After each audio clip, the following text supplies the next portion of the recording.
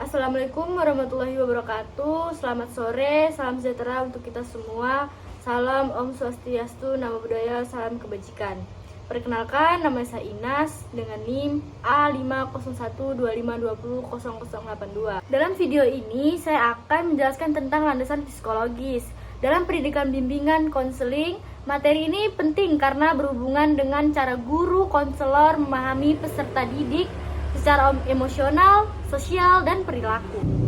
Apa sih landasan psikologis dalam BK? Landasan psikologis dalam BK adalah pemahaman mengenai perilaku, pikiran, perasaan, dan perkembangan manusia yang digunakan sebagai pedoman dalam memberikan layanan bimbingan dan konseling. Dengan kata lain, landasan psikologis ini dapat membantu guru BK atau konselor memahami bagaimana peserta didik berkembang, berinteraksi, belajar, merespon masalah, dan mengekspresikan emosi dan kepribadian. Adapun tujuan landasan psikologis itu yang pertama adalah membantu memahami karakter dan kebutuhan siswa. Yang kedua, menentukan pendekatan belajar sesuai perkembangan. Yang ketiga, mendeteksi masalah emosi, sosial, dan perilaku. Dan yang terakhir, membantu merancang layanan BK secara efektif. Landasan psikologis, guru dapat mengerti setiap siswa itu mempunyai cara belajar yang berbeda-beda. Konselor juga bisa memahami alasan perilaku siswa, misalnya menarik diri karena cemas atau agresif, karena kurang percaya diri. Tujuan akhirnya adalah menciptakan proses pendidikan yang efektif dan membantu siswa yang berkembang secara optimal. Ada 4 tokoh teori dalam BK. Yang pertama adalah teori dari Piaget. Dengan teori ini perkembangan kognitif. Piaget menjelaskan bahwa kemampuan siswa berpikir dan berkembang sesuai usia, jadi guru dan konselor harus menyesuaikan cara mengajar dan tahap perkembangan siswa. Yang kedua, Erikson dengan teori perkembangan psikososial.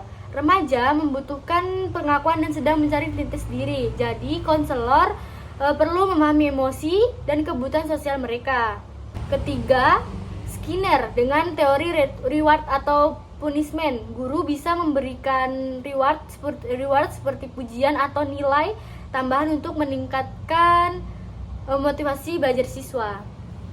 Yang keempat, ada Bandura dengan teori pembelajaran sosial. Siswa belajar dengan meniru orang lain sekitarnya. Jadi guru harus menjadi teman karena perilaku guru mudah dicontoh oleh siswa. Misalnya menurut teori Skinner, perilaku dapat dibentuk melalui reward dan punishment. Maka dalam konteks pendidikan, guru dapat memberikan hadiah atau pujian kepada siswa berperilaku positif agar mereka merasa senang dan ingin mengulang perilaku tersebut. Penerapan dalam pendidikan bimbingan konseling itu contohnya seperti yang pertama, guru menyesuaikan metode mengajar seperti visual, auditori, kinestetik. Dan yang kedua, konselor menggunakan asesmen psikologis untuk memahami siswa sebelum memberi saran.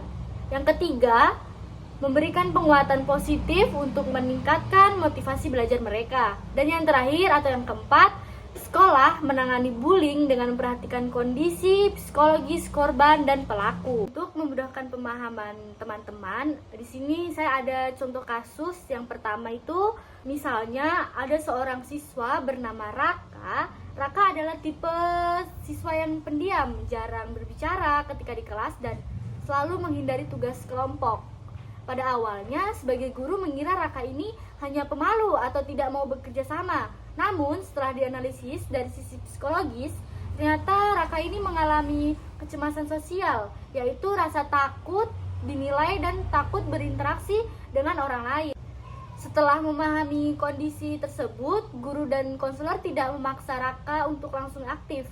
Sebaliknya, konselor memberikan program konseling individu dan latihan kepercayaan diri secara bertahap. Hasilnya, dalam beberapa minggu, Raka mulai memberanikan diri berbicara di kelas dan akhirnya mampu presentasi meskipun masih sedikit gugup. Hubungan landasan psikologis dengan masalah siswa. Dalam dunia pendidikan, tidak semua masalah siswa terlihat dari nilai atau perilaku saja. Ada banyak masalah yang berasal dari aspek psikologis, seperti kecemasan, kecemasan belajar, kurang percaya diri, konflik keluarga, kesulitan beradaptasi, dan perundungan. Dengan landasan psikologis, konselor dan guru dapat mencari penyebab di balik masalah tersebut, bukan hanya melihat gejala dari permukaan. Jadi, layanan yang diberikan benar-benar sesuai kebutuhan siswa. Keuntungan landasan psikologis bagi sekolah. Penerapan landasan psikologis bukan hanya bermanfaat bagi siswa, tetapi juga bagi sekolah secara keseluruhan. Sekolah yang memahami kondisi psikologis siswa dapat menciptakan lingkungan belajar yang nyaman, meminimalkan konflik, meningkatkan motivasi belajar, dan membangun hubungan positif antar guru dan siswa. Hal ini juga berdampak pada meningkatnya prestasi dan kesejahteraan mental di sekolah. Tantangan dalam penerapan landasan psikologis. Walaupun penting, penerapan landasan psikologis ini juga memiliki tantangan. Misalnya, jumlah siswa yang banyak sehingga konselor sulit mengamati satu persatu, kurangnya keterbukaan siswa karena takut atau malu, dan kurangnya kerjasama antara pihak sekolah dan orang tua. Tantangan ini juga menunjukkan bahwa layanan BK bukan hanya tugas konselor, tetapi juga memerlukan dukungan guru, orang tua, dan lingkungan sekolah. Beberapa alasan mengapa perlu sekali dukungan dari guru, orang tua, dan lingkungan sekolah. Yang pertama itu, kenapa perlu dukungan guru? Karena guru adalah pihak berinteraksi setiap hari dengan siswa di kelas. Guru bisa melihat perubahan perilaku, motivasi, prestasi, dan pertemanan siswa lebih cepat dibanding konselor. Contohnya, guru tahu nilai-nilai siswa tiba-tiba turun. Baru yang kedua, guru melihat kalau siswa sering menyendiri atau tidak fokus. Dan yang terakhir, guru mendengar jika ada konflik antar teman. Jadi guru itu membantu mendeteksi masalah lebih awal dan memberi informasi ke konselor agar penanganan lebih tepat. Yang kedua, kenapa perlu dukungan orang tua? Yaitu alasannya karena sebagai masalah siswa berasal atau dipengaruhi dari rumah. Contohnya itu tekanan dari keluarga, kurang perhatian, konflik orang tua, tuntunan nilai terlalu tinggi. Jika orang tua bekerja sama dengan konselor, maka siswa mendapati dukungan psikologis dari rumah. Yang kedua, aturan di rumah dan sekolah menjadi selaras. Dan yang terakhir, perubahan perilaku siswa lebih cepat tercapai. Tanpa dukungan orang tua, konselor di sekolah bisa tidak efektif karena perubahan di sekolah tidak didukung dari. Adapun cara menghadapi tantangan tersebut itu yang pertama, sekolah bisa mengadakan asesmen psikologis berkala, pelatihan guru tentang kesehatan mental siswa, kerjasama aktif dengan orang tua, serta menyediakan program konseling kelompok dan konseling individu. Dengan kerjasama berbagai pihak, layanan BK menjadi lebih efektif, tepat sasaran. Dan yang terakhir, kenapa perlu dukungan dari lingkungan sekolah? Karena lingkungan sekolah itu sama dengan teman sebaya, budaya, sekolah, dan iklim sosial. Contohnya, lingkungan sekolah penuh bullying, konseling jadi sulit berhasil. Baru yang kedua itu, lingkungan sekolah mendukung siswa lebih mudah berkembang. Dan yang terakhir, jika teman sebaya berperilaku baik, siswa akan meniru perilaku baik tersebut. Jadi, lingkungan sekolah berperan penting dalam menciptakan suasana aman, nyaman, dan bebas tekanan agar siswa berani berkembang. Singkatnya, layanan bimbingan dan konseling tidak bisa bekerja sendirian.